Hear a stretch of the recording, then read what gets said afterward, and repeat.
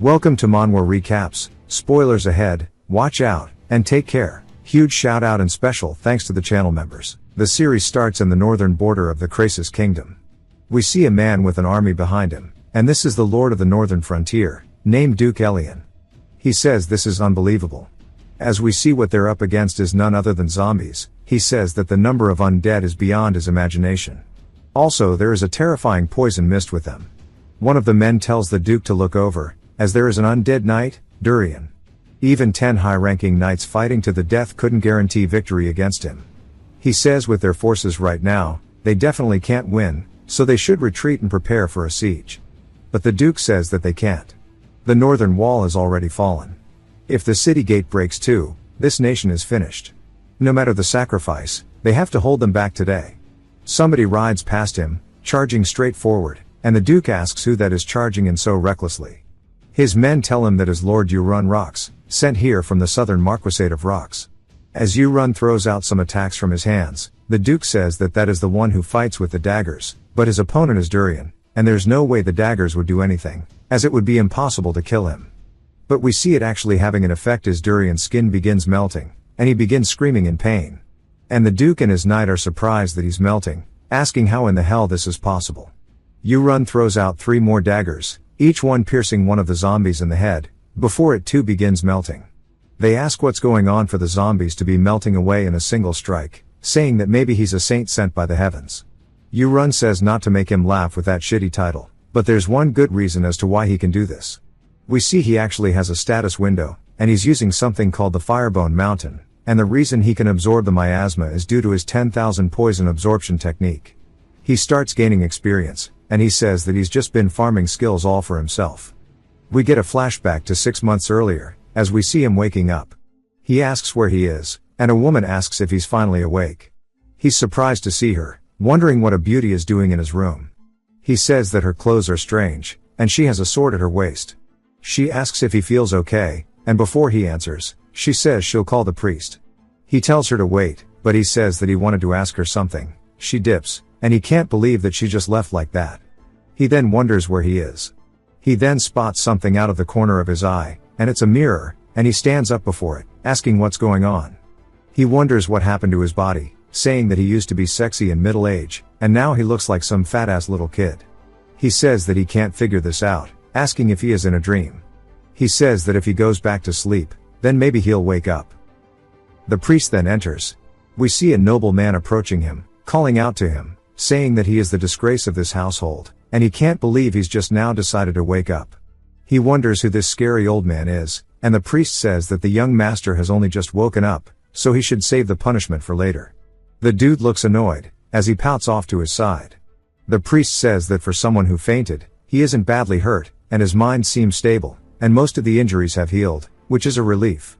The noble says not to make him laugh, as it would have been better if he had died, assaulting his fiancée cowardly, and that not even a beast would do so, and he should be ashamed of himself. He tells him that he's already 19 years old, and it's about time he grew the hell up. Even his younger brother has already awakened his aura, and he, the eldest, just gets fatter by the day. He wonders what he means by aura, and the noble, who is his father, begins walking away, saying that once he's recovered, he should go straight to her and apologize properly. He asks who he's talking about, and he reminds him that he needs to go talk to his fiancée Elia, because if she doesn't forgive him, he's finished. Then he asks if he understands, and he says yes, sir. In any case, he shouldn't disgrace the Rocks family anymore, and this is where we learn that this is Yurun. He's surprised, asking if he is truly Yurun Rocks, and he realizes who this must be, asking him if he is the Marquis, Wellington Rocks. His father, Wellington, starts to get pissed that he's calling him by his first name, and gives him the front hand, asking how dare he call his father by his name. Yurun's eyes start to go white as he falls down onto the ground. The priest and the maid start calming him down, and Yurun says this can't be happening, and there's no way, and this has to be a dream. His vision goes to black, and when he opens them again, he sees the same ceiling, and jolts awake. He asks why the hell he's not waking up from this dream. The woman from earlier approaches him, asking if he's awake again.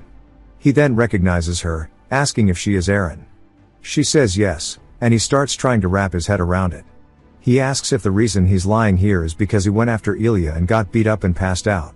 She says that's not exactly it, but wonders why he's being so formal. He then quickly changes it, and awkwardly asks the same question, and she says yes. He attacked Lady Elia here, and she beat him senseless until he fainted. He says this shit is awful, and she wonders what's wrong with him. Yurun says that he is absolutely screwed. It's clear now, somehow, that he's ended up inside of the web novel he wrote, not even as the protagonist, but as the trash villain who picks a fight with the hero, and dies miserably. He grits his teeth, saying he refuses to believe this is happening. Aaron asks if he's okay, and he starts screaming, saying this isn't even a webtoon, and she asks what that even is. He begins crying, saying that the person he's possessed, to put it simply, is a scumbag. He has no talent, no skill, and never trains. He just leeches off his family's name as the heir, got fat as hell, and lost his fiancée to the protagonist. And in a fit of anger, he attacked him from behind, only to get beaten down, and eventually dies in some back alley, which is a pitiful death. He says that in a world this uncertain, he wonders how he's meant to survive. While this is a fantasy world, he doesn't know what abilities he has, but he says that he knows about the chances and items the protagonist hasn't found yet, and that he needs to prepare fast. He has trouble standing up, saying that he forgot how fat this body is, and Aaron asks if he's okay. He says of course not, and then sees something above her. She says that he should still be resting, and then he loses sight of what he saw. He wonders what it was, and then he starts frowning, saying maybe that's the trigger. And then a status window appears directly beside her, and he sees her traits, as well as her affection. She asks if he's okay, and he says that he must have gone crazy for a second, telling her to go take care of her task. She says yes sir, and he watches as she leaves, saying that it makes sense that she has the swift sword trait, as he set her up to be stronger and more talented than regular knights. But he wonders what the affection stat is, and asks if he's in a dating sim of his novel. He says that it would make sense, because he only really played dating sims before, but he always played the weird ones involving his sisters. He admits he's a freak, but he wonders who the hell put him in here, and cooked this up. He says that at least the affection is a negative, and that this is a good start. Considering his normal behavior, he has a chance. He then realizes that's not really the point he should be focusing on, and he stares at himself in the mirror, getting an idea. He then starts to lock in, and his status window appears. He gets excited, and we see his special condition is morbid obesity. His trait is Eye of the Creator, and the Tang Clan Venom Arts. His sync rate is also almost 100%. He says among them one stands out, it's the Tang Clan Venom Arts, and that is from another webtoon that he loved, that had a very hot heroine. She utilized a martial art that involved poison, and hidden weapons, to take care of anybody who pissed her off. He says this world's lore is such a mishmash of random things in his life, but then gets excited seeing that he can actually learn the Tang Clan Venom Arts, and this is his ticket to survival. Of course, if you don't know about the Tang Clan, they are a renowned martial sect from the Four Heaven provinces, and in a lot of Chinese novels, and just most Murim things. They are known for researching various poisons, and specializing in assassinations using hidden weapons coated in venom. He wonders what else he's gonna be able to learn, but it jumps to his father being called out to by Aaron. He asks if his son's gotten up yet, and she says that he woke up a while ago. He asks how he looks, and she says that he doesn't seem normal yet. He stumbled when he tried to stand, and his body's in poor condition. Wellington says that the priest Alyo said his wounds weren't very deep though, says that's odd, asking her if she thought he was acting a little strange. Normally if he told him to apologize to Ilya he'd throw a fit, but strangely he just said yes. His personality can't have changed, so surely he's just in a daze right now. By tomorrow he'll probably be raging, swearing revenge on her. She says that she thinks he will recover step by step. This catches him off guard, and he starts laughing. She wonders what he finds so amusing, and he says that even he, his father, has given up on him, but she still believes, that he almost feels bad for her. Now he should have just let her live her life as a knight, and he begins laughing, saying that it must be so hard to be under him. She doesn't know how to really explain it to him, but says that today he felt different somehow, and it's hard to explain. We hear her yelling, asking what he said he was gonna do, and he says that he wants to exercise a bit, saying that he wants her to guide him to the training hall. She asks why he wants to train right now, and he asks if that's meant to be a problem. Due to his Eye of the Creator, it allows him to view stats, but as for unlocking the Tang Clan's martial arts, he has no idea. He says maybe it's because of his obesity, but for now he's actually gonna exercise and find out a way. He says that just the mansion garden alone is the size of several stadiums combined, and he's already exhausted from walking, but if he tries working out in his room, he'll just feel like a lazy pig, and just fall back asleep. He's definitely not cut out for home workouts. The house hands spot him, and he says that every servant he has bumped into so far has had a really strong dislike for him, and it's very obvious that not a single person in this estate likes him at all. He wonders what exactly happened, and he says that considering how much of a bastard he is, he can't really blame them. After a bit he asks if they're there, and she says almost. This is the third training hall. Most knights use the first and second. He says that somebody is here, and we see that this guy has a killing urge, because his affinity is almost -100. Yu-Run gets a little scared, and this guy's name is Reikao Lion. He's trained in the quicksword, and he's asked if the young master is really here himself. He smiles, asking what brings him to the training hall. Yu-Run yells out his name, and the dude laughs, saying that it's an honor that he still remembers him. Yu-Run says of course, and then whispers into Aaron's ear, asking if something happened between the two of them. She asks if he really doesn't remember a few years ago, when the Marquis forced him to train. Yu-Run, who was furious about it, called over Reika, who was here as a trainee knight, and he scarred his face with the sword while laughing, and that's how he's got that scar across his nose. After that, his father gave up on him, trying to make him train. Yu-Run says there's no way, right? Reika glares at him, and Yu-Run says he can't believe how shitty this character was, and he wonders why he wrote him so poorly, but he says that they should go back. She asks if he's really giving up, and he just asks if there's another training hall, preferably one he can use alone. She says that there's the fourth hall, but it's so far, and the facilities are poor, it's mostly just an empty field. He says that sounds perfect, and that if he's gonna lose weight, he'll do it properly. She then says to follow her, and she takes him to it. He's very gassed out from the walk, but as he gets a better look, he says that the Tang clan specializes in throwing knives and small weapons. He picks up one of the daggers, and heads over to the arena across from some target dummies. He raises his dagger up, and then puts it behind his shoulder before yeeting the hell out of it forward. It doesn't even make it to the targets, and bounces off the floor, and he says that he thought he could unlock it. She wonders what the hell he's doing, and he says that he just threw one for fun. He begins laughing. He says that he's gonna build his basic stamina first, and he's gonna run laps around the hall.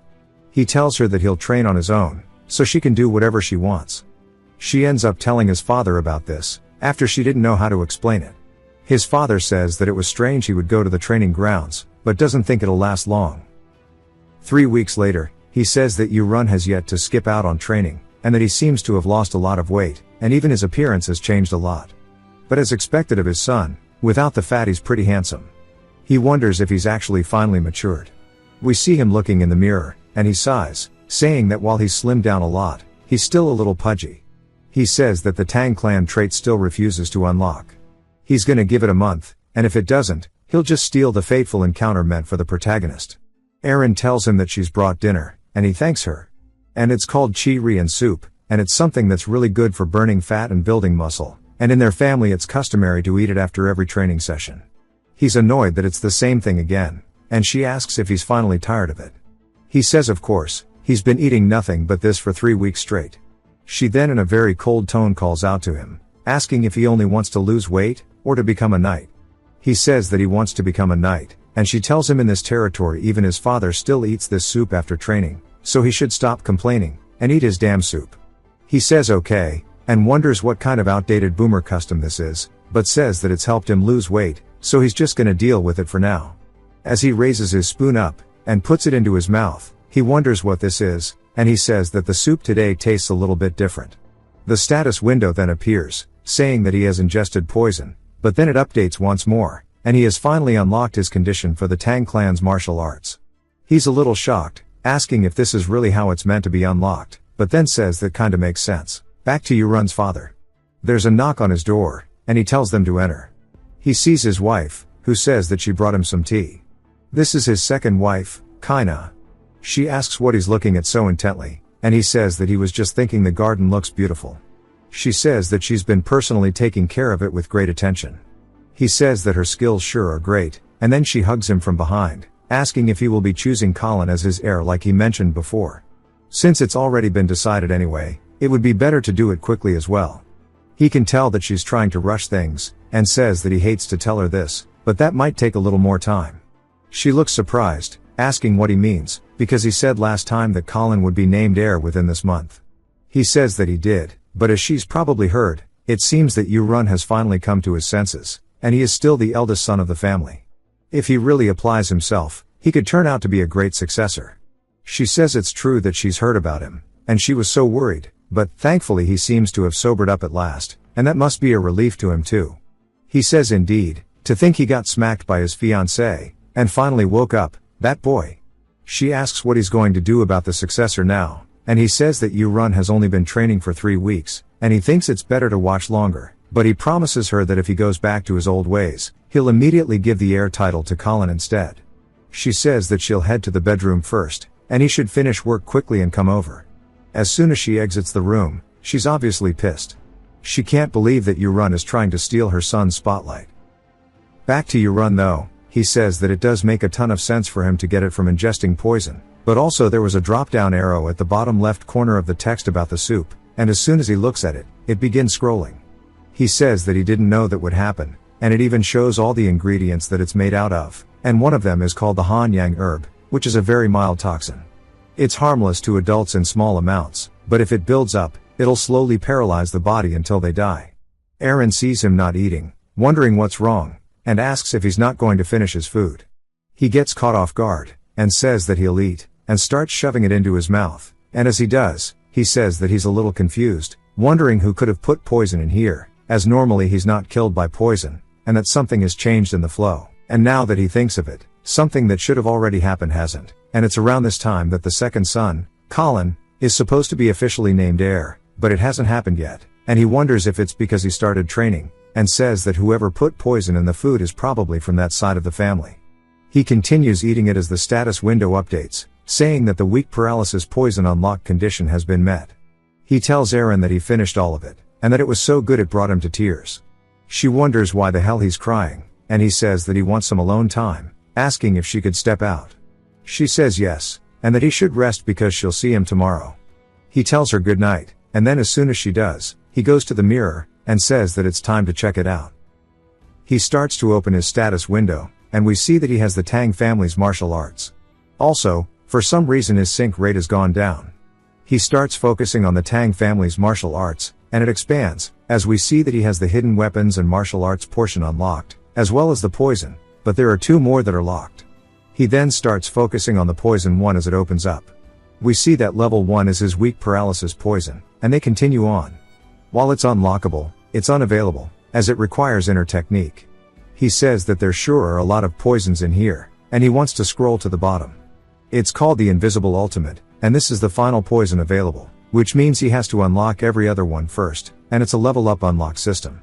He says for him to get the most basic one, he needs an inner technique, but it makes sense, as they use internal energy to wield poison. He opens up the martial arts, and he has multiple options to choose from. This is an easy choice, especially for a fan of Muram novels. Dark Poison Arts focuses on poison. Thunder Needle Arts focuses on hidden weapons. And 10,000 Venom Divine Energy takes longer to master, but allows you to reach mastery in both of them together. He says the more the better, and that's how the protagonists always are. He chooses that one, and instantly starts to feel refreshed, as if his body became lighter, and he says this is unbelievable. The mantras of the technique just engrave themselves into his mind, and he says he needs to start circulating right away to figure it out. He takes off his shirt, and sits down focusing on his lower dantian. He says that he feels a strange flow throughout his body, and this must be key. He starts guiding it through his meridians, as he's storing it into his dantian to build internal strength. Night passes, and the next morning comes, and he's still meditating in his bed. He says this is amazing. All those martial arts novels weren't lying about training all night without sleep, and it's real. He doesn't feel tired in the slightest.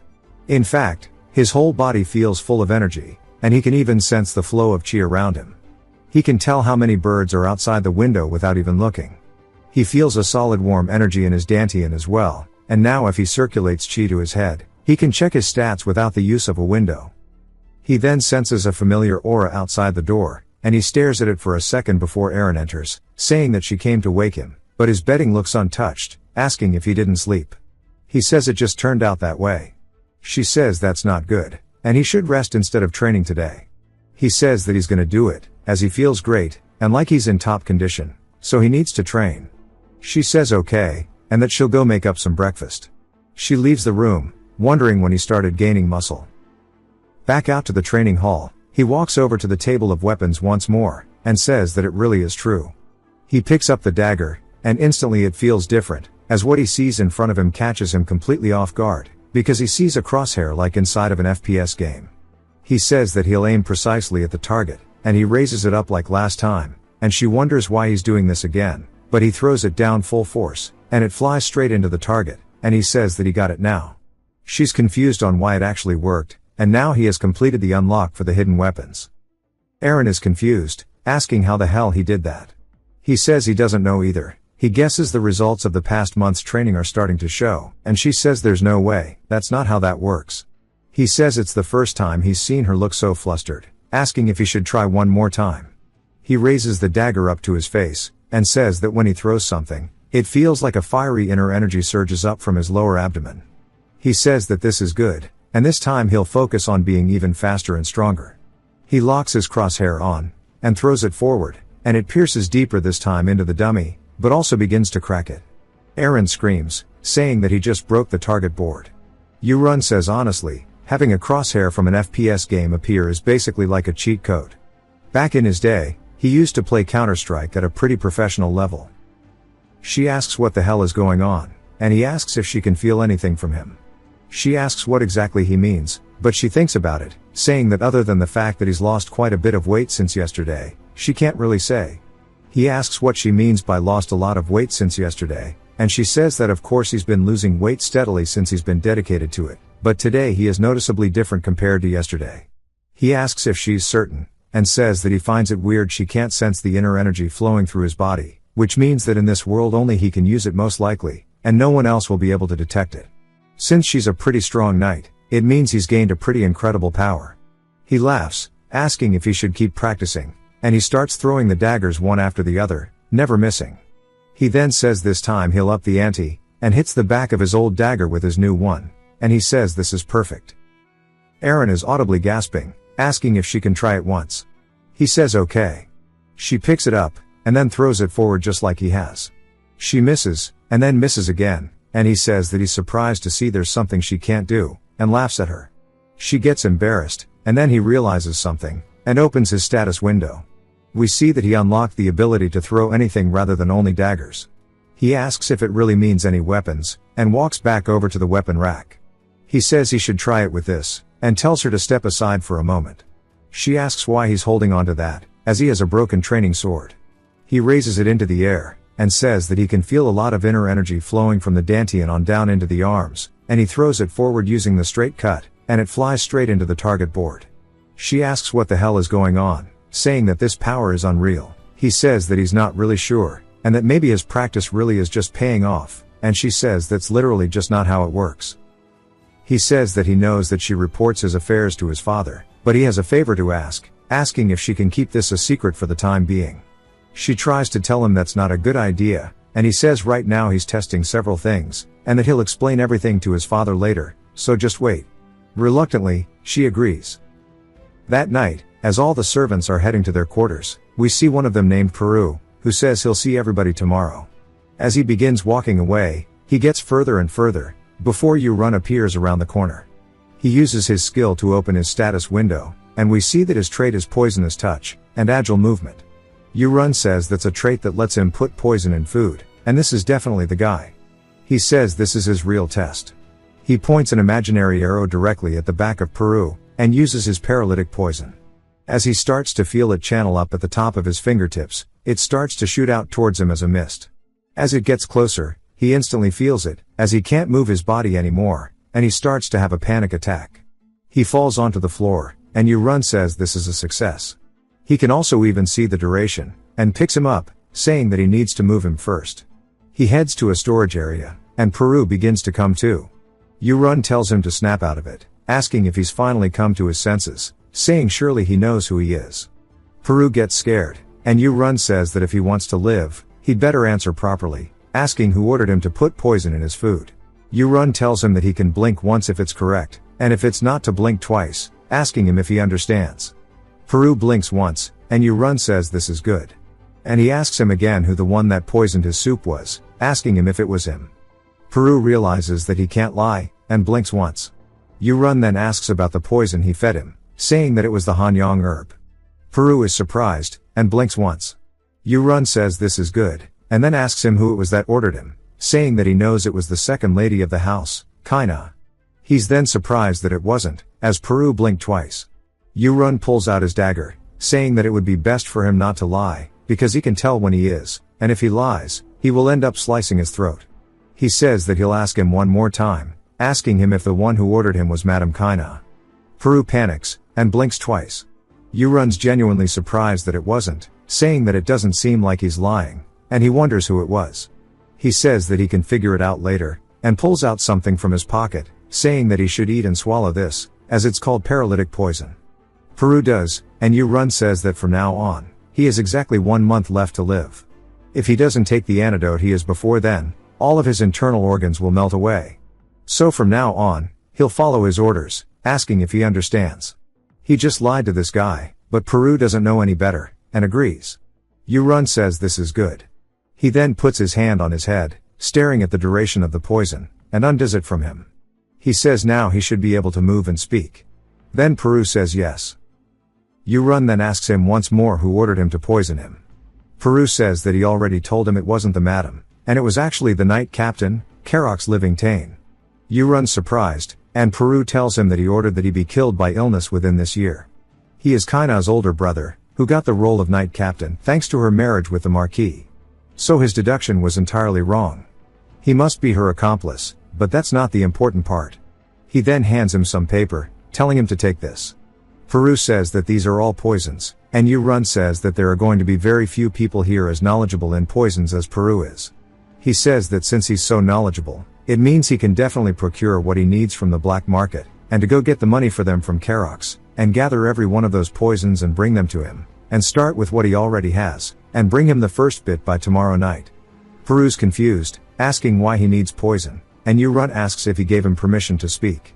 Peru, realizing that he's pretty much leashed up like a dog now, says he understands. Yu-Run says good, telling him to leave, and then warns him, saying that from now on, his soup must always be loaded with plenty of the Hanyang herb.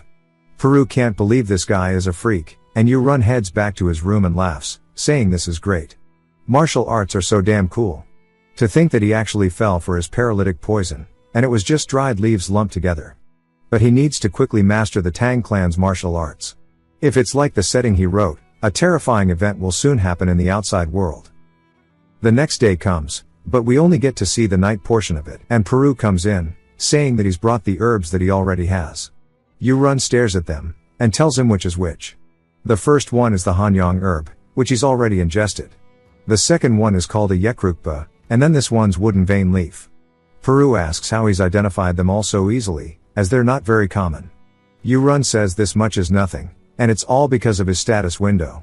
He says that if he was trying to kill him, the Hanyang herb alone would have been enough, asking why he has the others. Peru says that the Hanyang herb takes a long time, and once resistance develops, it lasts longer than he'd think. If he starts mixing Yekrukpa after the Hanyang, the effect increases. Yu-Run says in other words, poison gets stronger and more subtle when combined. He asks Peru how he learned all of this. Peru says that when he was 8, he was sold to the Livingtane family and trained under a poison master there. Yu-Run asks if there are many like him in the Livingtane. He says that at first there were around 20 children, but they all died. Only he's the survivor. Yu-Run says it makes sense. Kids without the poison affinity trait wouldn't last long around toxins, but this guy seems to resent the family quite a bit, so maybe he's found himself a useful tool. He tells Peru that he did great, and that's enough for today so he may go. Peru thanks him, saying that he hopes he has a good night. As soon as he leaves, Yu-Run says it's time to begin. Since he's only at the 20% part for stage 1 on his cultivation technique, he grabs the poisonous herbs and starts chewing them. He says he's gonna eat them all tonight, and that shit tastes like ass. He begins ingesting them all, and his cultivation technique begins to absorb all of the poison from each one of the herbs.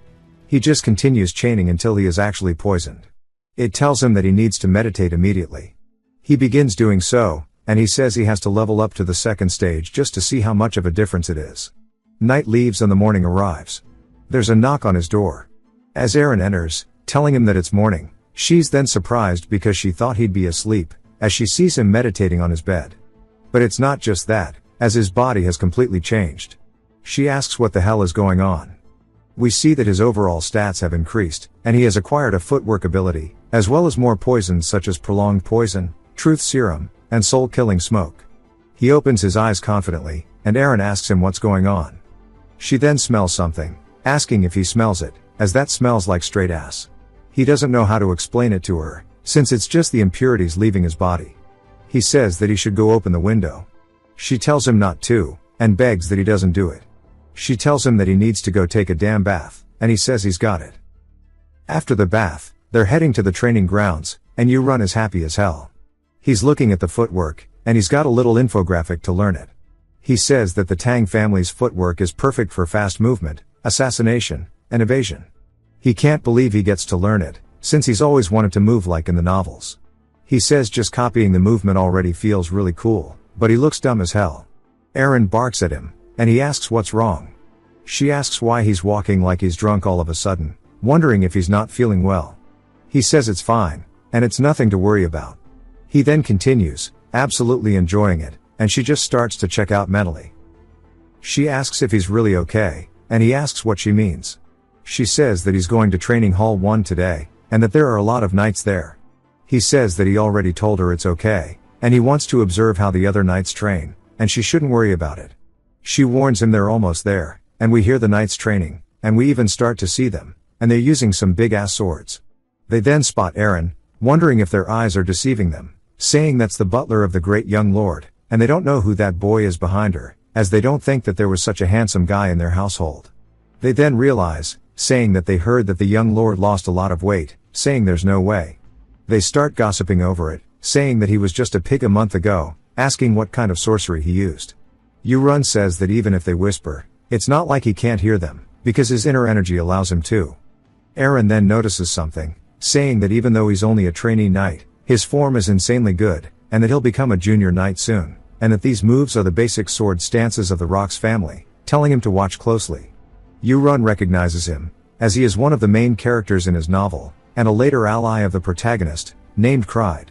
Yu-Run says that he never set what he was like before meeting the hero, and it's fascinating to think that Cried was training here, and maybe this will be a good chance later. But he can already tell this is going to be not so good, because every one of the dudes are close to -100 based on how much they hate Yu-Run. He says that he might as well use this as a good chance to have some test subjects. First he's going to use prolonged poison, saying that he's going to start with this JoJo character. He activates it while pointing his fingers at him, even though he's acting like he's practicing the sword. Instantly the dude's stomach starts to hurt, and he drops to his knees. They ask if he's okay, and if he needs a toilet, but he says that isn't it, as he starts drooling out of his mouth. He falls onto the floor in pain. The other dudes say they need to get him a priest. He instantly feels better, and they ask what the hell that was just now. He says he doesn't know, but the pain is gone. They ask if he's messing with them, saying that he should go shit if he needs to. He tries telling them that he swears he was in real pain, and Yu-Run watches, saying that that was good, and this time he's going to try the soul-killing smoke, which creates illusions causing fear and confusion. And he does that on all three of them. As it activates below them, the one dude hears a demonic growl, as there's a demon standing directly before him. Aaron hears them freaking out, and looks over, seeing them all on the floor terrified. She asks why they're all acting like this, and Yu-Run's just laughing. The JoJo guy is seeing a dragon, and the other dude's scared of skeletons. I don't know what Baldi is, maybe some hymns, or Rogaine, but he's the first to notice that it was just an illusion, and the rest wonder what's going on. And Yu-Run says that he can't let this turn into real bloodshed, and this is enough testing for today, and he's pretty happy with it. He tells Aaron they can head back, and she asks why, saying that he didn't do anything. He says it's too noisy here, and they should go to the normal training hall. As they're walking over, one of the servants says that she was looking for him, telling him that a guest has arrived. He asks who, and she says that it's none other than Ilya Marcus, who is here to see him. We see her looking out the window, saying this time she will definitely break the engagement. When he enters, he spots her. She looks absolutely surprised, because he looks nothing like when she last was here, and she asks who he's meant to be. He tells her, and she's in disbelief. He says it's been a while, and she says that she heard a rumor that he lost weight, but she thought it was just false, and it hasn't even been 2 months, so how did he change so much?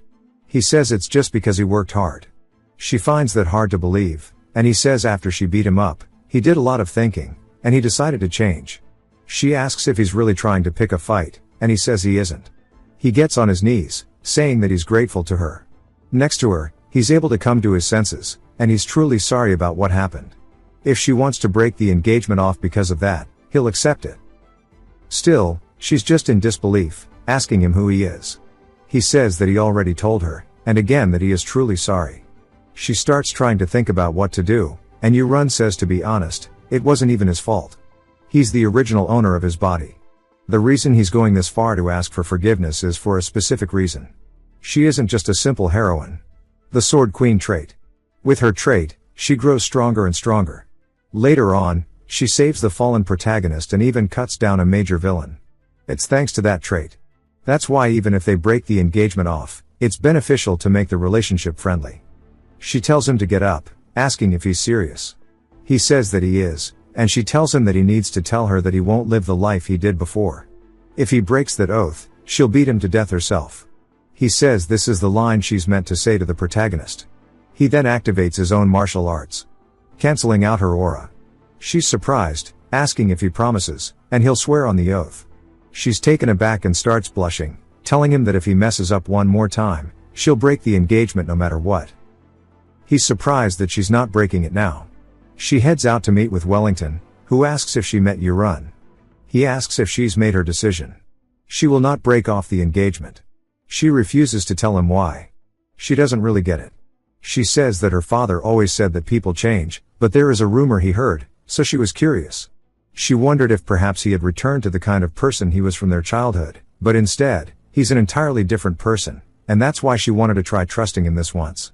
He asks if that's really all it was, and she says that it is, but if he does return to being a scoundrel, they'll beat him to death with their own hands. He says as expected, telling her to take care of him. She then says she's going to be heading out. He tells her that she needs to stay for a few days. She says that she told her father that she came here to break off the engagement, and it would be a bit weird if she stayed. He laughs, saying that she should go see Yu-run again before she goes. She says she doesn't want to break off the engagement.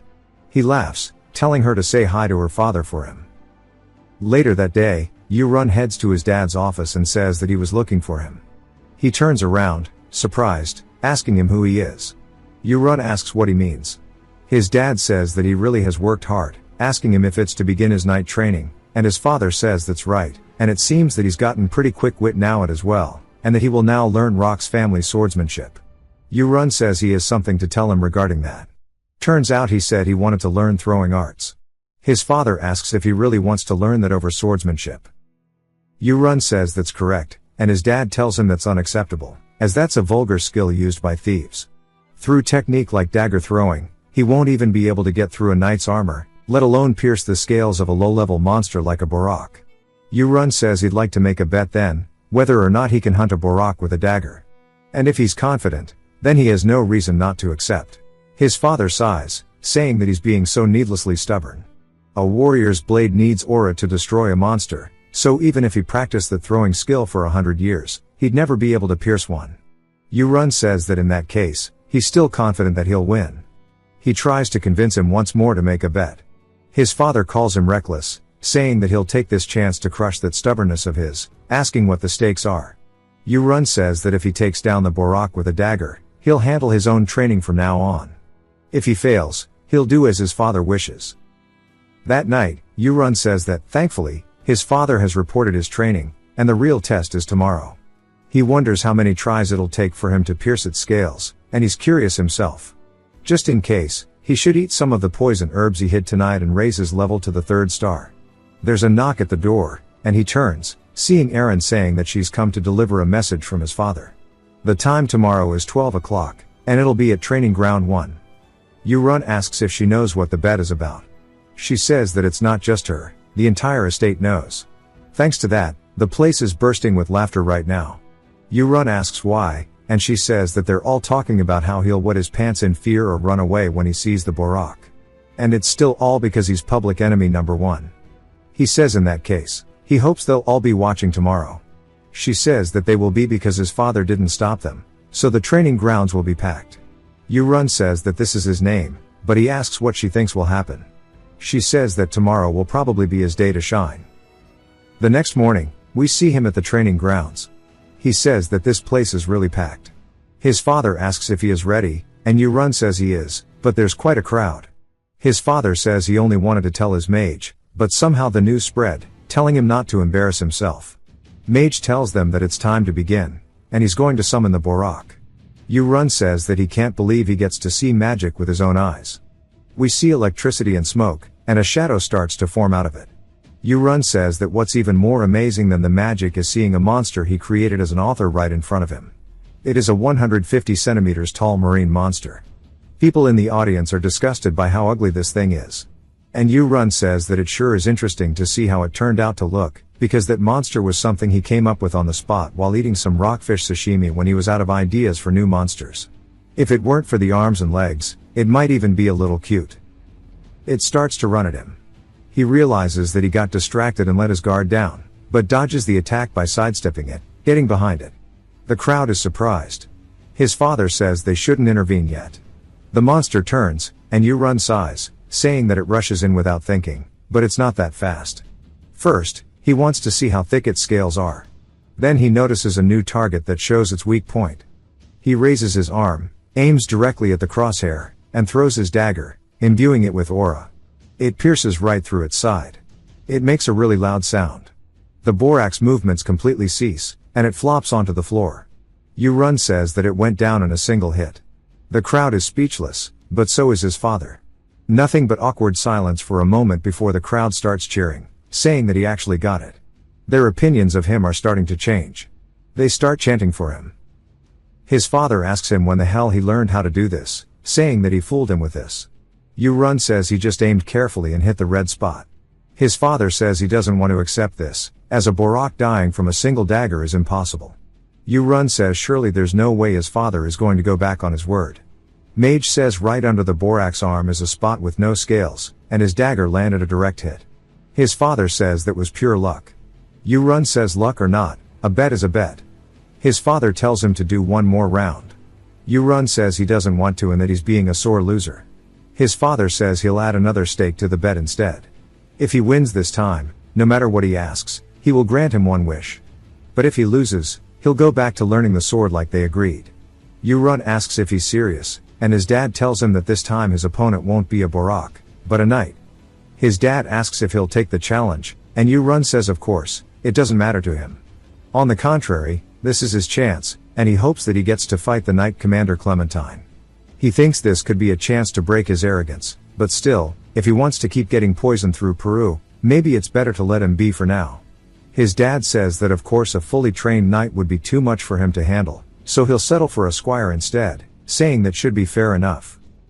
Yu-run realizes something and asks his dad if he can choose the one he wants to fight. His dad asks who, and Yu-run says that he wants to fight Kyrd. Kyrd makes his way onto the arena, asking if he's been called for. Wellington says that he was in training, but he's here, which means he's reliable, and that he's got a task for him. Kyrd says that he'll do whatever he commands, and Wellington says that he wants him to straighten out his son. Kyrd turns in disbelief as Yu-run waves at him. He's just confused. Wellington asks if he can't do it, and Kyrd says that he'll do as ordered. Yu-run tells him not to worry too much, as he'll only throw 3 daggers, so if he blocks them, he'll call it his win. His father asks if he sees that arrogance of his, and that he needs to teach him a real lesson. They stand off in the arena, and Kyrd's buddies cheer him on, saying that if he loses, there's no dinner for him today, and that he's going to have to run 100 laps around the field. Some women start cheering on Yu-run, and of course him being the freak he is, he instantly starts drooling. Kyrd tightens the grip on his blade, saying that he's ready. Yu-run holds up his dagger, and he says that he wants to start off light. But then he's surprised, as there are weak points all over Kyrd's body. He says compared to the match with Borak, there are too many, and if he hits one of those, he wonders if it would kill him, and he can't let that happen. He throws it with his aura, and it flies straight towards Kyrd's head. Kyrd says that this much is enough, and raises his sword, blocking it, but it sends him gliding across the arena. Everybody's surprised, seeing that it sounded like a cannon just went off. Even his father says no way, and he sees the dagger bouncing along the ground, and walks over grabbing it. He asks how he can get that power from such a normal dagger. We see Kyrd's blade is chipped, and he's already a little shaken. Yu-Run asks if he's warmed up now, saying that surely he sees what happens if he lets his guard down, and that he should be ready this time, as he'll throw out everything he's got.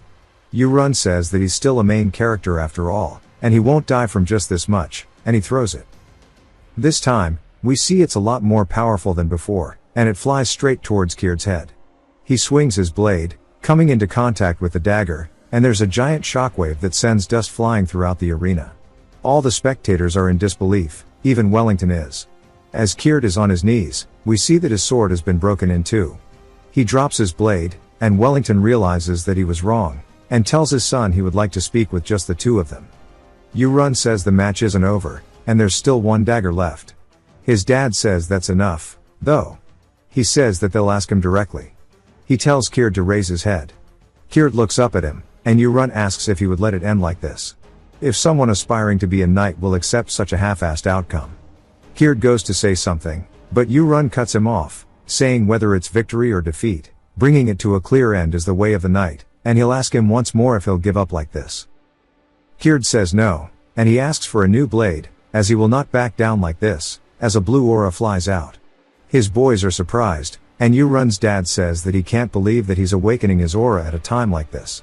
It starts floating around him, and Yu-Run says just as expected, at his breaking point, his berserker trait manifests, and now he can test out the stronger techniques. Kierd now has a brand new sword, and he's releasing his aura, telling Yu-Run to throw it already. But Wellington is still just hung up on the aura, saying that that's on par with a knight's talent, wondering what Yu-Run will do. Yu-Run says good, raises his dagger, saying that this time it will end here, and he throws it, but it looks way slower, and there's no aura on it. Even Kierd is confused, asking why he's so slow and wobbly. He raises his blade, asking if he's playing around with him, and swings, trying to hit it, but it floats over his blade. Kierd is surprised, and Wellington realizes that he made a mistake as it stabs Kierd right in the shoulder. Instantly he looks pained and falls to the floor, screaming. Other soldiers say that it was so slow, telling him to stop exaggerating, asking if he's going easy on him because he's the young lord. Yu-Run says that it was just that more energy force was imbued this time, which made it hurt a lot more. His father says he wants to talk later. Also that he wins his wager. Yu-Run smiles, and Kierd is still just in pain holding onto his shoulder. Yu-Run grabs it, telling him to hold still, because he starts to absorb the energy put into it. Kierd says that the pain's all gone and thanks him. Yu-Run says it's nothing, and Kierd says that he hopes he forgives him. At first when it came flying so slowly, he thought he was looking down on him, but that it was a precise and subtle technique. No one could counter such a short time, so he must have been concealing his true skill, asking if there's some secret faction targeting the family, and if that's why he's been hiding his strength until now. Yu-Run realizes that this dude's a conspiracy theory nut, saying he forgot about that, and Kierd continues saying that is a noble sacrifice, and that sure was admirable. Now he's got a pretty strong companion. He says that when the time comes to fight the secret organization, to just say the word. His favorability is now 26, and Yu-Run asks when he got so high, saying that they'll meet again later, and says that his simple nature is a good thing, and getting close to him, who can one day sweep through a night order alone, is useful. He heads back and Erin says that he's worked hard. He thanks her, and she says that she's never seen that last technique before. He says that it was a new one, asking how it was. Just watching it, she ran a spar in her head, and if she had faced it without seeing it first, she'd have lost, but now she can block it. Yu-Run says that she's not boasting, because among her traits, tranquil mirror mind is a powerful and rare trait. He says that she's been trained as a knight since childhood, and if she hadn't become his retainer, she'd likely be a knight already. That's why he asks if she's content with the way she is now. She wonders why he's asking this all of a sudden. But back at the estate, his dad's going through a bunch of papers. Yu-Run asks if he called for him. His father barks at him, saying that he can just call him dad when it's the two of them, and stop killing the mood. Yu-Run, confused, says okay. And his dad asks what that technique was from yesterday. After scouring the books, he's never seen such adventurous throwing arts. It's only been a month since he began training, so no matter how much of a genius he is, learning such a technique alone is not possible, and he wants him to tell him the truth. Yu-Run says he can't do that, but he prepared for this. He tells him that he found a book. While looking through the estate library in the attic for training manuals, he came across some books. He tripped over one on the floor, hitting a bookshelf, and then one hit him in the head. When he looked down on it, there wasn't a title or cover, just strange symbols. At that moment he opened it, and light shone out, pulling something out of his head, and then the book vanished. His dad says that was a magic tome then. Yu-run says of course he had to use this, because it's something he created himself, obviously, a tome engraved with the power of a great mage, made to pass down techniques or spells. His dad says that magic tomes can work that way. The estate library has so many books, even he doesn't know what's there, and finding that book was a great fortune for him. Yu-run says they can call it a windfall, and his dad says that a promise is a promise, he won't tell him to learn the sword anymore, and as for the additional promise, he wants to know what he desires. Yu-run says that's simple, and he wants the position of heir. Dad didn't expect this answer at all. Yu-run explains that if he says that he knows his father won't grant it. His father says that since it's his authority he should, but Yu-run can tell he looks uncomfortable. If he becomes the successor it might cause trouble for him, and there will likely be many who oppose it within the Marquis house. Especially his stepmother will make a huge fuss. So this one time he'll make a concession just once. His dad laughs, thanking him, and Yu-run says actually he has no interest at all in the successor position. If he becomes the successor, he'll be stuck with the Marquis one-on-one all day, receiving education related to managing the Marquis estate, a so-called life without freedom. Rather than that, he should use that time to improve his proficiency in the Tank Clan techniques and travel the world to gain opportunities. His dad tells him to ask for another wish then, and Yu-run says that he wishes to form his own knight order. Since he already has two in mind, he wants Eren, who is currently his maid, and Kirt as his two knights. His dad says that that's not harder than the successor position, and he agrees that Eren's talents are wasted as a maid, so he can do as he wishes. Yu-run thanks him, and then his dad asks who he'll have as his maid, as there's no one available among the current maids. Yu-run says there's someone named Peru working in the kitchen, and he wants to use him as his butler, and he'd appreciate if it wasn't specified by him but if he could assign him. His dad asks if something's going on, and he says that he'll tell him later. His dad agrees though, and Yu-run says that since he seems to trust him this is good enough, and he didn't think that his favorability would be this high, as we see at 74. He says that maybe it's because he's his son.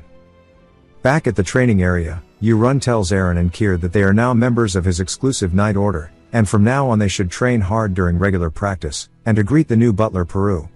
Peru laughs, telling him to take care of him, and with Eren still just lost in thought. We get a flashback to her telling Yu-run that she has a question. She says she wants to know why he picked Peru as her replacement. He says that's a pretty simple answer, and it's because he's a spy. He's a spy sent by the Silver Hawk Knight Commander, Karox, and Lady Kaina, to kill him. She says if that's true, why is he keeping him as a butler, and Yu-run says that it's fine, as he now only listens to him. Kirt though as well has a question. Yu-run says questions are good, telling him to shoot. Kirt says that even though there are only two, it's still a knight order, so shouldn't there be a chief knight even if not a commander? But originally the chief knight should be the one with superior skills, but since Eren is small and delicate, she doesn't seem that strong, and that means he would be the one. Yu-run says that he's right in the sense that the stronger one should be the chief knight, so that they can have a match and figure that out. Kirt gets folded, and Eren points her blade to his throat, saying that his attack patterns are too simple. He needs a lot of improvement to not give away his moves and his preparatory actions. He says that he'll keep it in mind, and Yu-run says with this the leader is settled, and it'll be Eren's position. They start clapping, and Peru says he'll go prepare some dinner. Yu-run says okay, and as he leaves, he says that it's faint and distant but he can sense the energy, and he wants to test the new technique using internal energy, not voice, to create sound waves and to deliver sound to the opponent's sense of hearing called sound transmission. It's a must-have martial art in all of these Muram stories. Yu-run calls out to Peru, and Peru turns, but is then surprised by how far he is. Yu-run continues saying his name over and over, and Peru is just looking around completely puzzled. He asks if this is some kind of black magic, and Yu-run says it's more of a communication magic. Peru says that as he thought, not being affected by the poison too. He heard that there were black mages who specialize in poison, and that means he is one of those beings. Yu-run says that he can think what he wants, asking if the poison he requested last time is ready. Peru says it is. He barely managed to prepare the snake mine because it was extracted from 100 venomous snakes. Yu-run says to make sure to put plenty of the poison in the celebratory soup he's going to eat. Peru looks scared but agrees. After he eats from night to morning he sits meditating. We see he's only 18% through the third stage. He says that his internal energy is rising as fast as he thought, and he doesn't know how much time there is until the crisis. So he has no choice but to leave the estate. Yu-run tells his dad, and his dad says that it makes sense since he hasn't gone out in a while, asking if he's going to the town in their territory. Yu-run says yes, and his dad asks how long he'll be gone. In reality, Yu-run is going very far, but he doesn't need to reveal that. He tells him that it'll be about a week. His dad says that since he's been training hard, he understands, asking what he'll do for an escort. Yu-run says he doesn't need one, but his dad refuses that, saying that thing is unacceptable, and that he should be aware of his position, as he is the eldest son of the Rock's family. Yu-run says they're just going to the nearby town, so an escort. His dad tells him that he doesn't know how frightening the world is, and that he may have gotten a little stronger from training, but what if he gets poisoned? Yu-run of course says that doesn't work on him. But it'll be hard to persuade him, so he's just going to go for plan B. He says that since he's so worried, he'll do as he says. He wants to ask when he'll depart, and Yu-run says in 2 days. His dad said he'll prepare an escort, and while Yu-run's in his room, he says that he's just going to sneak out anyways. And that night, Yu-run tells Peru that he's going on a trip, but he has no money, so he wants to borrow some. And he surely has the money that Kerox gave him to feed the poisonous snakes. Peru panics a little bit. Yu-run asks if he doesn't want to. Peru says of course not, it's an honor, and he'll lend it to him right away. Then Yu-run says that he has the other thing as well. He saw it the last time when he took out the poisonous herbs, that he has a subspace pouch. It's a common item in fantasy novels, and some mysterious pouches that can hold about a ton of cargo in a small bag. Peru panics, says that he'll lend it to him. Yu-run laughs, saying that with this he won't need a bag. And there's one more thing, he hands him some fake medicine, saying it's a 1-month antidote for his poison, and that he's done a good job so far, and he's counting on him in the future too. And he'll give him the complete cure soon. The next day at dawn, Yu-run leaves a letter, saying it's time to sneak out. As he's walking through the estate, he says it's expected there's nobody around since it's dawn. An old man then says hello, saying that he sure is up early. Yu-run says yes, and he says that he's getting a pretty powerful feeling from this old gardener, and he wonders what it is. So he activates his creator's eye, but instead, for some reason just says no, and leaves. He says this is the first time he's left the castle, and he spots the magic tower in front of him. He heads to the reception desk, and they ask how they can help. He says that he would like to use the warp gate, and they ask if he's used one before. He says he's not, and they tell him that they have a mileage program. He says that he forgot he set this up, like for airplanes. The mage asks where his destination is. Yu-run says that he wants to go to Asu Castle. And the mage tells him that's far, but he understands. The fee will be 50 gold. After that, he needs to sign the user pass too. Yu-run says it's as expensive as expected, which makes it good that Peru had some money. For now, he'll use an alias, which is one that he's used for online games called Polyan. The mage tells him to follow, telling him to enter the room, and when he hears a knock, it means he's arrived. Yu-run enters the warp gate and says this looks pretty cool. Outside the tower, there's then lightning that strikes the top of the tower. Immediately, a knock on the other side of the door, leaving him confused. Another man enters, telling him that he's arrived, welcoming him to Asu Castle. Yu-run says that's weird as he didn't feel anything. The dude tells him that this is the comfortable warp field, the pride of mages. Yu-run is confused, wondering if maybe he set it to warp field instead of ride comfort. The mage then tells him to have a safe journey and use their services again. He opens the door, showing the castle. Yu-run says that this is an entirely different type of building compared to where he's been so far. But there's so many people as well. He decides to go find the blacksmiths first, and heads down their alley, seeing nothing but stores. He says it's been a while, but he can't find the unicorn blacksmith. The sky is already getting dark as well, and this is the last alley so he'll just check up here. We see a man hammering something away on an anvil. Yu-run asks if he can enter. The guy asks if he's a customer. Yu-run says he is, but he needs to ask something about the blacksmiths around here, asking if any of them are called the unicorn blacksmiths. The guy says as far as he knows, there's nobody with that name around here. Yu-run wonders if he maybe came to the wrong place. The blacksmith tells him that it's funny, as it is the name he was planning to use for his shop. Yu-run uses his creator eye to read his stats, and we see that his name is Gryanox, and his trait is demon weapon creation. Yu-run definitely found the right place, and he says he wants to take a look at the weapons he is selling. Gryanox says of course, asking if he would like to come over and browse. As he does, Yu-run asks how his business is going. Gryanox laughs, saying that since the shop is so far away and his skills aren't that great, even when customers come by they usually just look and leave, and he's not sure how much longer he can keep it going. Yu-Run says that's interesting because these weapons are no joke. Every one of these swords are insanely powerful, and he asks if he actually made them himself. Gryonox says that he did, but they all turned out to be failures. Once he made them he realized the swords were extremely heavy, and even strong men could barely lift them, so no one was to buy them. Yu-Run says that's because unworthy hands have touched the blades, and if the right person wields them the swords will lend their power. He still doesn't know the true worth of his own work. He says that he'll take both of these. But Gryonox is confused, saying they are failed pieces. Yu-Run says it's perfect for him to give to his knights, but is curious, asking if he has any badly rusted weapons. Gryonox says and shows him a chest full of them, but says it's weird that he's looking for them. He's been setting them aside here to sell them as scrap later because they're old things that wouldn't sell. Yu-Run says it's just as he set it up. He grabs one of them, and Gryonox says he didn't actually make it. It was already in the storeroom when he got here, so he has no idea where it came from, and he was going to throw it out, but it felt like a waste, so he kept it. Yu-Run says that he'll take this as well. And Gryonox says if he wants to, but reminds him he's only chosen defective ones, so if he just gives him 2 gold he'll throw in the dagger for free. Yu-Run thinks this is a bargain, because if the true nature of these weapons were revealed he wouldn't even be able to get them for 200 apiece. He says more than the weapons themselves he's focused on Gryonox. He says that maybe he would consider closing shop and working under him as a craftsman. Gryonox says that it's so sudden he doesn't really know how to respond, and he wasn't exactly against closing down, but still it's very abrupt. Yu-Run says he would like to formally introduce himself, and he does so using his family's name. Gryonox is surprised and starts kneeling in front of him, saying that he never expected a noble to come to such a shabby place.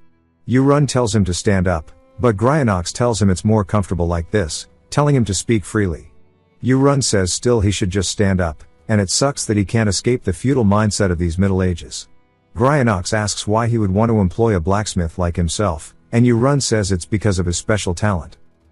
Gryonox says surely he doesn't have anything like that, and his master did nothing but yell at him anyways. Yu-Run wonders exactly who his master was, and says today he visited many forges and saw many weapons, but his were different. That they had care and dedication behind them. His blades are fine, but it was especially his handle wrappings which showed how meticulously done they were. The grip is vital to prevent slipping in battle, and seeing the dedication he believes one day he'll awaken a truly special gift. He pretty much just said what he thought he wanted to hear, but he wonders if it'll be enough to recruit him. Of course, because of plot convenience the dude accepts, but has a condition, but tells him that he's not at all like the rumors say. Yu-Run says he knows, but first he would like to show him something fun.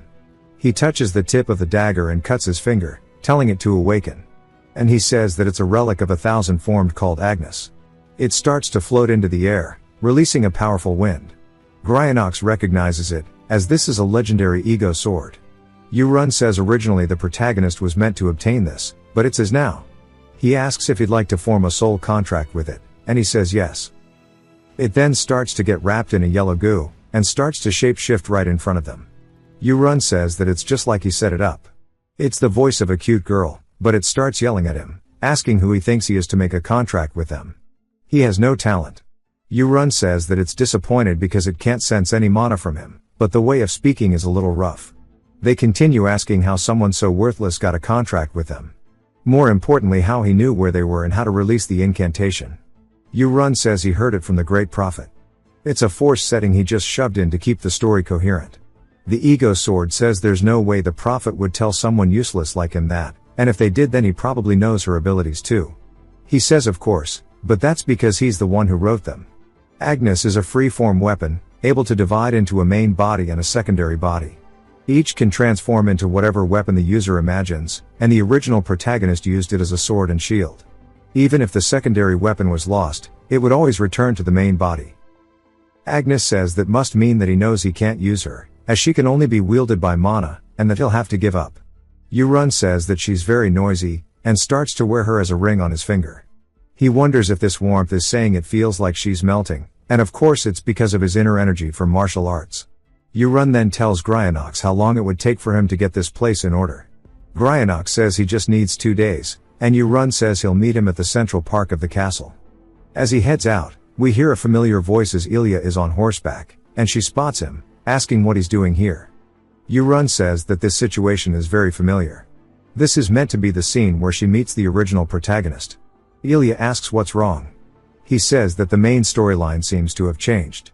She says that she asked why he was here. He says that he was searching for a blacksmith. She says that there are many in his family, though. He says that there are, but he wanted to hire his own. She says that if he told her beforehand she would have helped him. He says it's okay, as he found a good person and is coming right now. Gryanox waddles over, asking if he's been waiting long. Yu-run says that he's right on time, introducing Ilya. A man then calls out to her, saying they are about to depart, asking who that is with her. She says that this is her fiancé, and the guy's face instantly shifts to one of disgust. He says it's amazing to see the Wrangel family's Grand Duke in a place like this, and introduces himself as the 5th Deputy Commander of the Iron Hammer Knights of the Marcus family.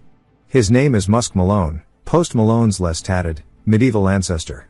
Yu-run says it's nice to meet him, and he knows well enough without him having to add all that shit since he's the one who created this character. To put it simply, he's a pathetic extra with an awful personality, and in the novel setting it's like this. While Musk and his knights move around, a kid blocks their path. The protagonist intervenes, and a fight breaks out, and Ilya, who appears just in time, breaks up the fight, and their relationship begins. The most important part is that after the protagonist accompanies Ilya in battle and saves her from a life-threatening situation, he can't just find the protagonist and stick them back in, and he has no choice but to step in since he can't let her die. He asks where she's going, and she says that because orc raids are increasing near the castle, their Knight Order has received a command to conduct reconnaissance and subjugation. He thinks about it and says that he has a favor to ask, as he wants to go with her. She asks why he would like to do that, and he says as someone who's training he wants real experience, and wants to see her skills too. She reminds him it could be dangerous, and he says that it's okay, even though he's like this he's good at one thing, and that's running away. She thinks about it, telling Musk to provide him with a horse. He reminds her they're not going on a trip, and even with orcs they can't let their guard down, especially since he can't feel any mana from them.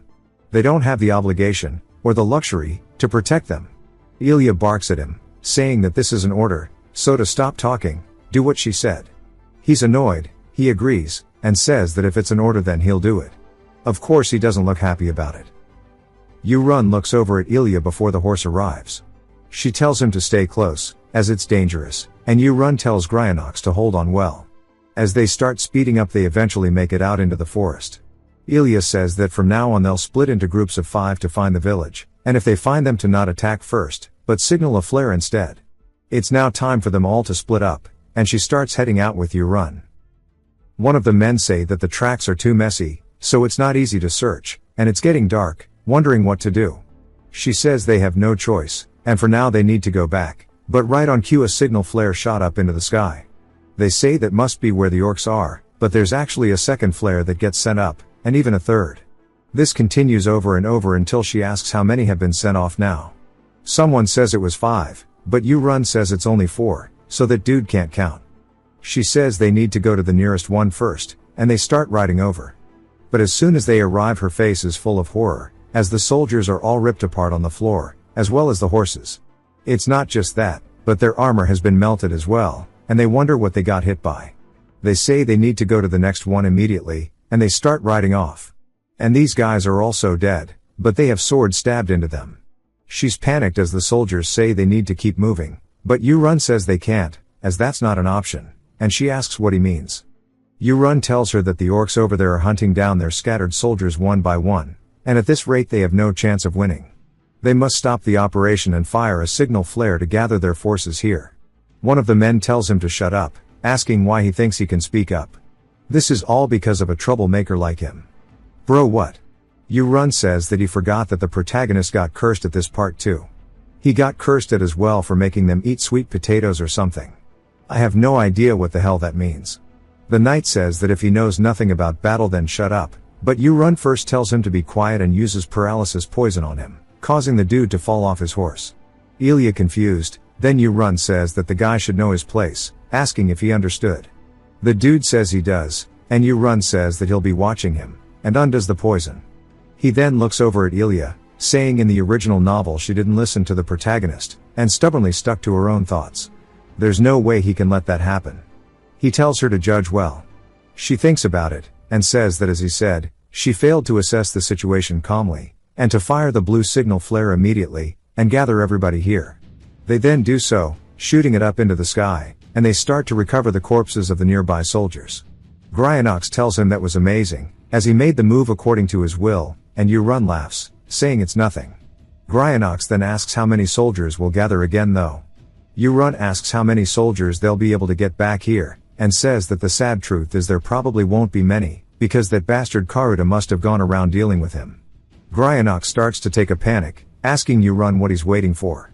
Yurun tells him that it's time for a real battle, as one of the soldiers stumbles over, yelling out for them. He begins crying, telling Ilya to run away, and that she has to leave right now. She asks why, and he says that they're right behind him, and they look, seeing an army of orcs, all brandishing weapons, and laughing. They realize now that they are completely outnumbered, and she looks over at Yurun apologizing, saying that because of her they're going to die. He says it's fine, as they won't be dying here. Yurun says that it's time for him and Agnes to do what they practiced for the last 2 days, using the false body to create black iron pellets. As they form up in his hand, he says this is a skill he obtained at 3 stars, but he never had a chance to test it. He throws his black pallet forward, and as it gets right above the orcs, it looks like it's about to go crazy, but instead, it doesn't do anything but tap the weapon. They all kind of start laughing at it, until they explode. And it's not a small explosion, and it looks like a small mushroom cloud. The orcs get turned into actual chunks, and Yurun seems satisfied with it, and makes the orb come back to his hand. He says the recall ability of Agnes' false body synergies so well with his skills. The orcs now get pissed, and start charging at him, and he throws another one forward straight at them. It explodes as well, and Ilya asks what he's doing. He says that they're called black iron pellets, and he'll explain the details later, but now the number of orcs has decreased significantly. She realizes he's right, and asks her men what they're doing, saying that they can win this, and now it's the chance to defeat the remaining orcs, as they start running forward for battle. She cuts off one of their heads, as her soldiers are struggling to even pierce them. They eventually do so, and one of the orcs, scared, starts running away, before bumping into the chest of a red one. He looks up, realizing he made a mistake, before his head gets palmed like a basketball, and Ilya and the rest turn in fear, asking what the hell that is, as his size is absurd, and he pops the dude's head like a zit. Yurun says he finally appeared, and this is the legendary orc warrior Karuta. If they don't deal with him today, they'll all die. Karuta starts roaring, and just the force of it alone makes Ilya and one of her knights a little scared. He then throws the meat chunks of the guy he just crushed forward, and tightens the grip on his blade before leaping out of the air straight at her.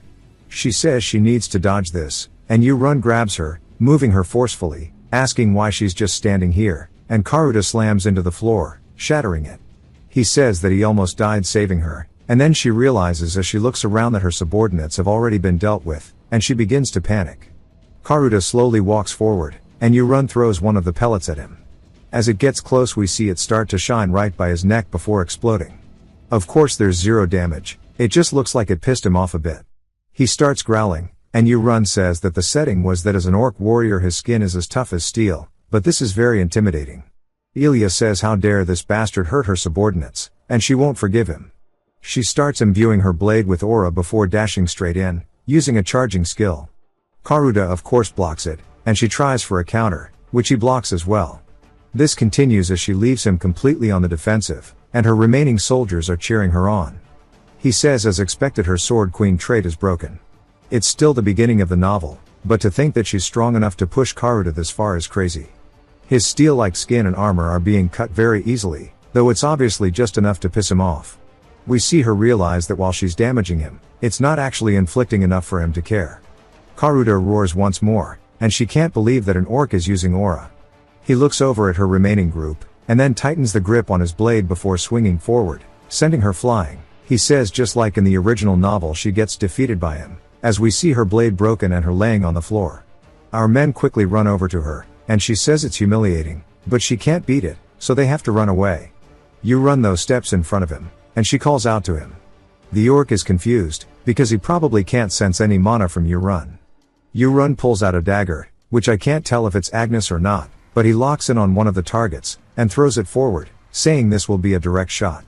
Karuta swings forward, parrying it, and Yurun says that he expected that low-key, but it's still a bit scary. Karuta then starts laughing at him, Then he sees a faint glow, because there's a chip in his armor that starts to shine before exploding. He finally begins bleeding heavily as we see a hole in his arm. Yu-Run says the first thing he threw was a fake. He was too busy blocking the direct shot to see the one behind it.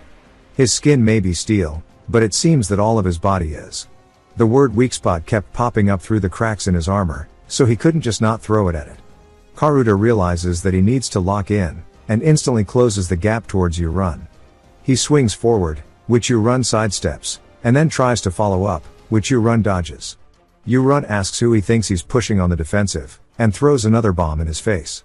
He starts laughing, saying that it must be pissed, but he has no intention of letting him catch him so easily. Karuta though turns around, staring at Gryanox, and starts ignoring Yu-Run. Yu-Run starts screaming no. Karuta jumps over Gryanox, and Yu-Run says that he has to save him somehow. He uses some skill called Small Dragon's Treasure, which might just be another bad translation, because I don't remember the skill, but he pours as much energy as he can into it. He starts moving very quickly, and as Karuta is still in the air, Yu-Run manages to run underneath, grabbing Gryanox, and even dodging the attack all before he hits the floor. Karuta is confused, and Ilya says there's no way, and that speed just now is unreal. Yu-Run says that it's time to end this, and uses Agnes to turn into one of the highest weapons of the Tang clan called the Bloodflower Butterfly. He throws it forward, calling it a curve shot, and it looks as if there are hundreds of them just floating towards. Karuta stares at it and even Ilya says they're very pretty. Karuta at first didn't think anything of it, but now realizes how bad it is, and starts trying to get them away by slicing at them. He doesn't get all of them, as one of them flies in close and touches him before it shines brightly. He lets out a scream, and it explodes. Yu-Run wonders if it's over, and so does Ilya. He says he wasn't sure, but with all that power he put into the butterfly, turns out it was more than enough, as he turned him into a donut. Karuta falls onto the floor, and the other soldiers are surprised that he won. She says not yet though, as there are still small fry left, and they need to finish them off. Gryanox starts thanking Yu-Run, and he says just like this his first real battle ended with him being safe. Later he asks Ilya if she's hurt. She says she's fine though, but since she owes him her life she can't complain. He says it's okay, as helping each other is only natural. About what she asked earlier, he doesn't use a sword. He trained in hidden weapons. She asks if he means daggers. He says yes, just like that exploding ball from earlier, and even the butterfly, they're all hidden weapons, but she finds it unbelievable that hidden weapons could be that strong. He says it's hard to accept, and he's sure that when she spent her whole life believing the sword is the greatest, but he hopes that this does help her broaden her horizon a little. One of the soldiers says that he's prepared the magic pouch, and she says that they may not be able to gather all the corpses right now, but they should at least take the leader's head, as she starts cutting it off. She puts it up on her sword, telling everybody to look at the size of it. One of the guys says that if they put it straight in the pouch it'll get dirty, but she says it's fine, as they were made for storing enemy commanders' heads, and since it's so dark already they should just head back. As they start leaving, Musk arrives, surprised, and she is confused, asking where he's been, as the signal flare went up a long time ago. He explains to her that they'd gone too far out, and got ambushed by orcs, and by the time they fought their way through they were delayed. She says that she sees, but wonders where the rest are, and why there are only 2 of them left. He says they were all wiped out, as the orcs were stronger than expected. She says that she'll need to see the bodies, and he says it's already late, perhaps tomorrow, but she says to do it right now. He sighs, and says that he'll have to explain where they were positioned first. He realizes he has no choice now, and pulls out a dagger, and goes to stab her. As he gets close, we see his arm get blown off by Yu-Run's dagger, and Musk falls off his horse screaming. Yu-Run says that he claims he fought orcs, yet there's not a drop of green orc blood on him, only human blood, and there's no way that he'd fall for that. He's clearly been colluding with them, leaking info from the start. Musk asks how he can know this, and it's of course because he wrote it.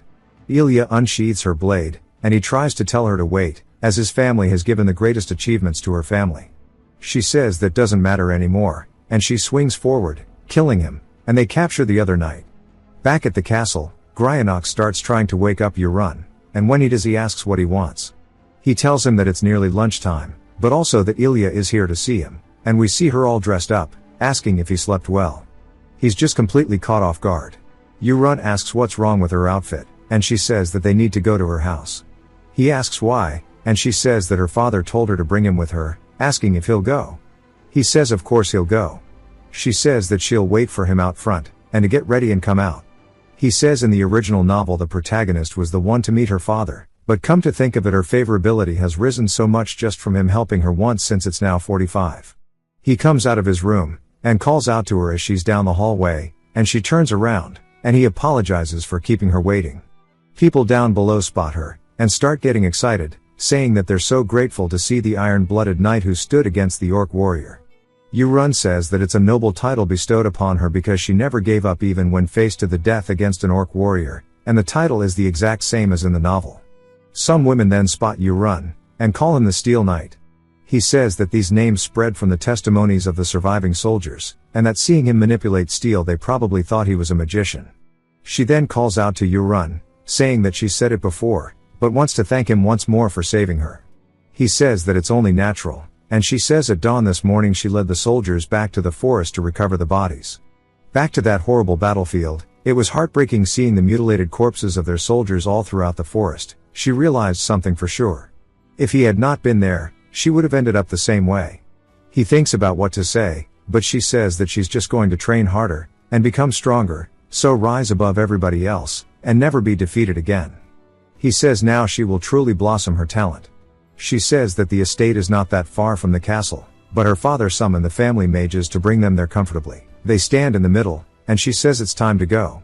The mages all start chanting before they get warped off, and in an instant they're surprised that they're already there. She says that it's been a while since he's been to their territory. He says he can't believe the scenery changed in the blink of an eye, and he feels kind of dizzy, that this warp signifies that the tower talked about must really exist. Gryanox asks if all noble families have such grand residences, but as Yu-run heads inside they start dressing him up, and he says it looks like he was summoned for a meal, and in the original the protagonist only ever ate soup, the same soup that he's been eating in his family every day, but today he'll finally get to eat real noble cuisine. As he enters, Ilya's father greets him. Yu-run greets the Marquis.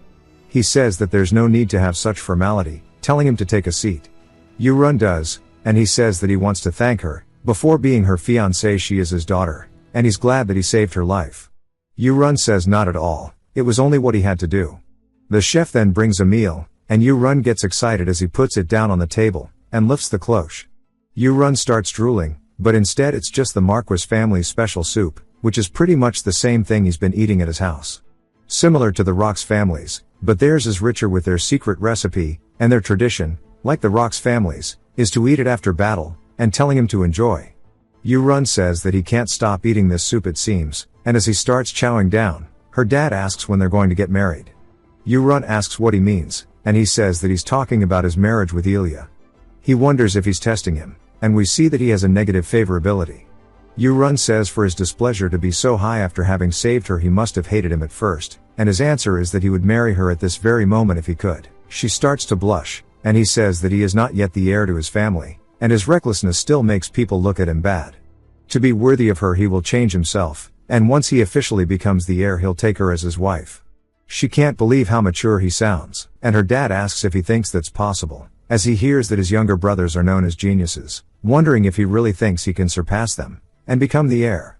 Yu-run says of course he can, and he starts laughing at him, saying that he really has changed as the rumor has said, and that he'll support him.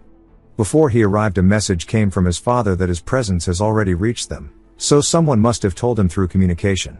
Yu-run asks what his father said, and he says that he asked him to contact him later by communication magic.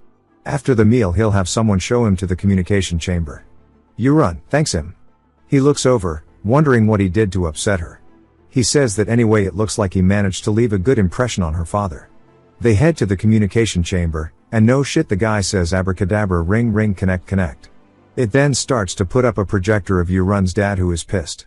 Yu-run gets a little nervous, and starts instantly begging for his forgiveness. His dad asks if he's hurt anywhere, and Yu-run says no. He then looks a little proud, asking if it's true that he saved Ilya, and killed the orc warrior. Yu-run says that he just got lucky, and his dad says that he'll hear the details when he returns, asking when he'll be home. Yu-run says that it will be the day after tomorrow. He says that if he's coming that soon, he should bring his brothers when he returns. If you've watched till the end, comment, Drifter, to let me know. Subscribe for more videos like this, leave a like or a comment to help the channel out. Thanks for watching.